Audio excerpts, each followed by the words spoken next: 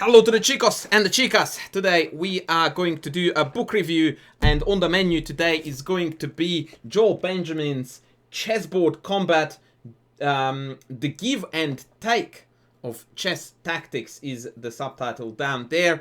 A really awesome book that is one of those books that the more I use, the more I like, and I'm really excited about introducing this book to you because I really do think that it is typically a book that is easy to overlook. You open it up, you browse through a little bit, and it's easy to dismiss it. So I'm going to tell you why I really like this book. And in order to do that, I'm going to switch now the view so that so that we are going to get a chessboard. How about this? Ha! Gotcha. Alright, so what is this book all about? It is about chessboard combat and it is about tactics. However, there is a really awesome twist in the story with this book, and this is something of a rarity, a unique feature of this book that not many others have attempted to do, and that is the following. It is a book on tactics, but it's not a puzzle book. Or at least I wouldn't consider it to be one. If you look at the structure of the book, you do see that it's mostly positions and lengthy analysis. There is no why to move and win. To be fair, every single chapter, if I can find one at the beginning, kicks off with the key positions within the chapter with the instruction of black to move, white to move, whatever you want. But I do think that this is really not, and I don't also think that this is not the author's intention to offer it to you as a puzzle book. So what is it about then? What it is that it approaches very sharp tactical positions with a unique view, which is that here's a position, it is full of dynamite, calculate your heart out and see what you find, as opposed to white to move and win. Because that's really the nature of chess, that we find ourselves in an immensely complicated position and then we need to find our way in the jungle towards correct solutions. Now, I'm going to make an altogether different video. In fact, my next planned video will be about this topic of, oh, no one is tapping on your shoulder, about telling you it's white to move and win, and that's why we are missing lots of tactics. This book has a bit of a message like that, but I wouldn't say that that's the core concept. The core concept is just to highlight how immensely complex the jungle of calculations can be. An absolutely refreshing and great feature of the book is that I would say about 90% of the examples used in the book are no other games than 10 years at the most, but many of them are even younger than that, or fresher or newer. Many from 2022, in fact, so really new material. And the other thing is, and as a chess author, I would like to highlight it, is that I felt throughout the book, like at no point was I disappointed by the examples. I felt that Joel Benjamin managed to find incredible materials to marry with the matching chapters and the matching message of that chapter. So throughout the book you feel like, holy moly, he absolutely hammered it. Let me show you an example. And this is incidentally a game, by the way, played by the author himself. I didn't add the names at the bottom and the top, apologies for that. This is a game between Joel Benjamin against Zhu Jun, and just like he did in the he does in the book, I'm going to go through the opening phase without commentary. If I have anything negative to say about the book, is that I think that the reader would benefit from just a little bit of guidance.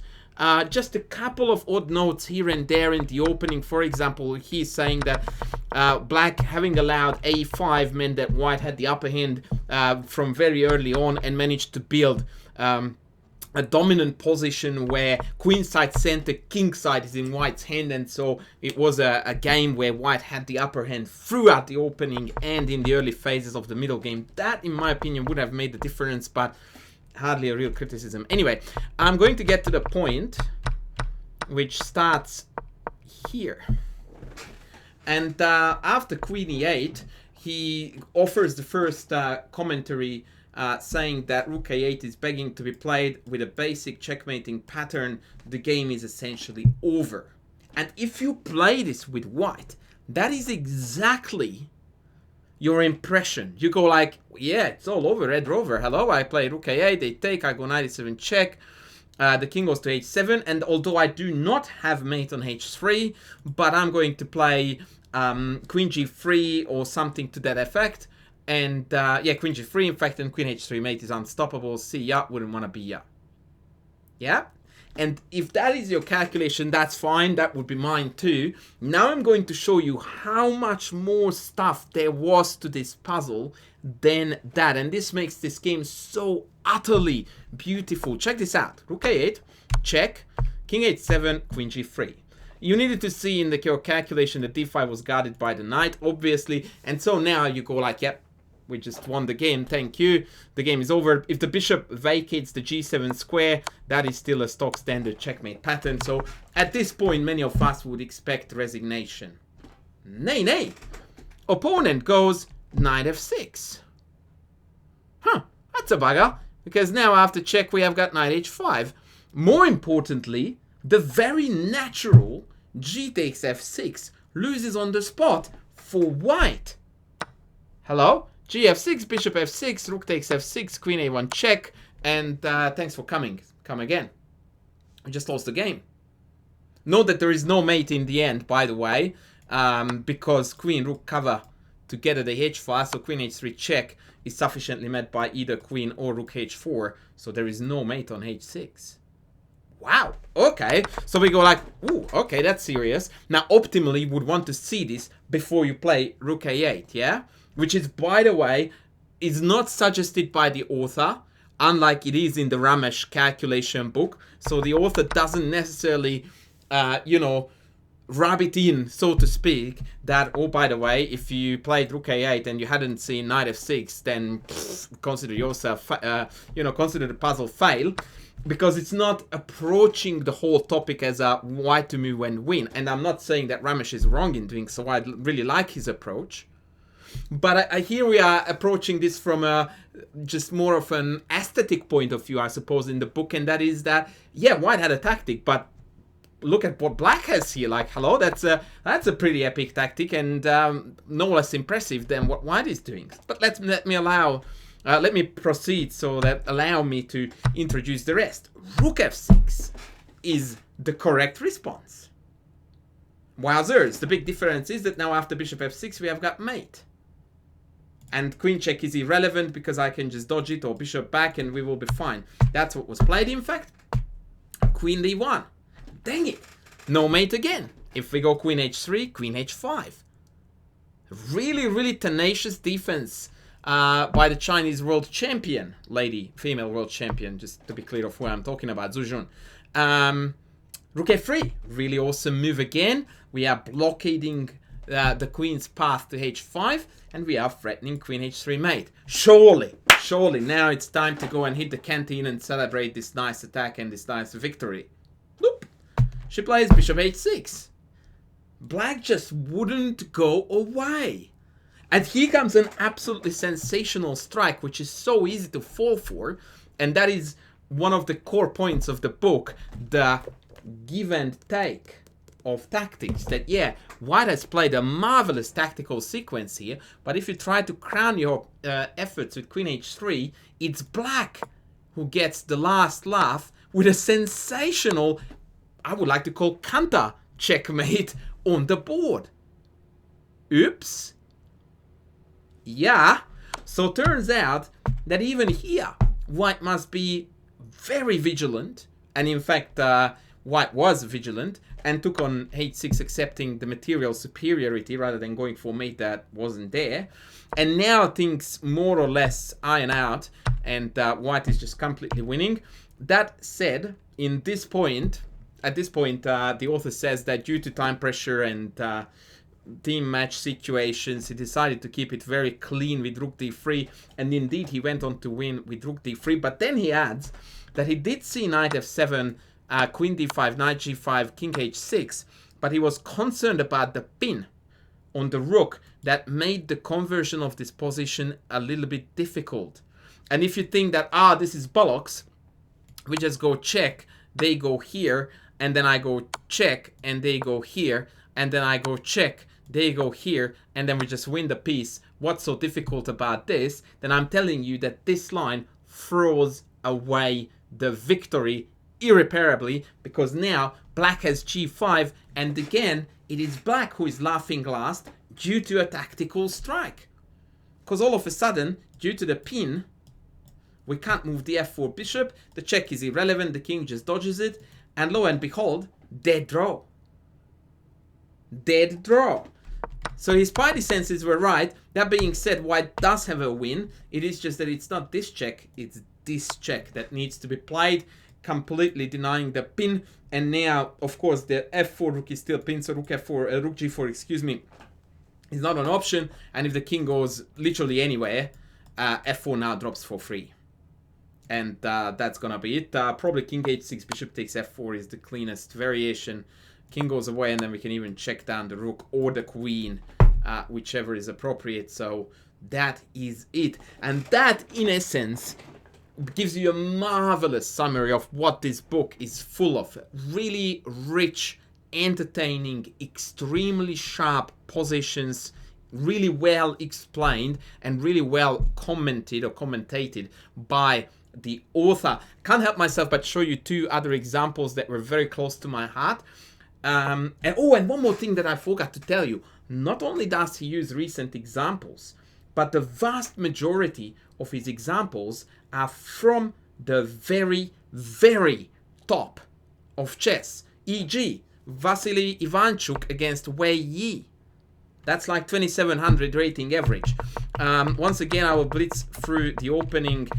It is a weird mix of a Nimzo / Ragozin, and Ivanchuk doesn't really have a large advantage, but the position takes a very sharp and unique turn. Just about here when Ivanchuk plays a little provocative king f2. Rook c8, bishop e2, c5, takes, and rook c1. And at this point, and by the way, this is something that a lot of people don't understand about chess, and that's, I suppose, a very good argument when we criticize players like Ding and Nepo, for example, in the recent World Championship match for not seeing stuff. You don't know what goes through their head, and you also don't appreciate, or we don't appreciate the fact that they calculate X amount of variations, of which 90% is going to remain behind the curtains, if not more. So here, for example, Wei Yi calculated his heart out, I guarantee you that, on rook e3, which is a sensational tactical strike. And the idea is just one of the most amazing tactics I've ever seen in terms of force mates, is that now we have d4 check, and after king takes d4, please be sure that you grab onto something or you hold onto something, because you are going to fall off your chair. There comes rook c4 check, absolute kryptonite. That rook can be captured by 5 different pieces. 5. And yet, no matter what way white takes, it's either going to be queen c5 or queen e5 mate. So knight c4, queen c5 is mate. And any other case, rook takes, queen takes, bishop takes, whatever you name it, it's queen takes, queen e5 is mate. And finally, if the king itself takes, then again, we are back to queen c5 mate. Now, when you find a line like this in your calculations, you go like, oh man, I can't wait to pull the trigger on it. Except it loses.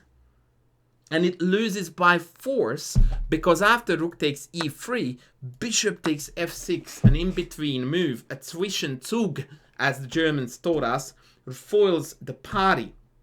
And no matter which way I take back, simply there is just not enough wood left on the board to work with. So if I take knight takes, I can now take, and this no longer works because the knight is missing from d7. So in fact, there is no mate on c5, there is no mate on e5.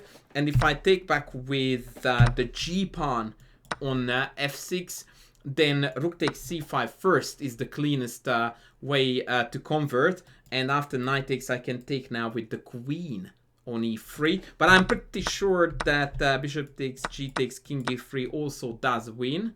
No, actually, sorry, it doesn't. No, because now d4 is still good. So yeah, after gf, it is actually the sensational rook takes c5 opening up the third rank, and black doesn't win.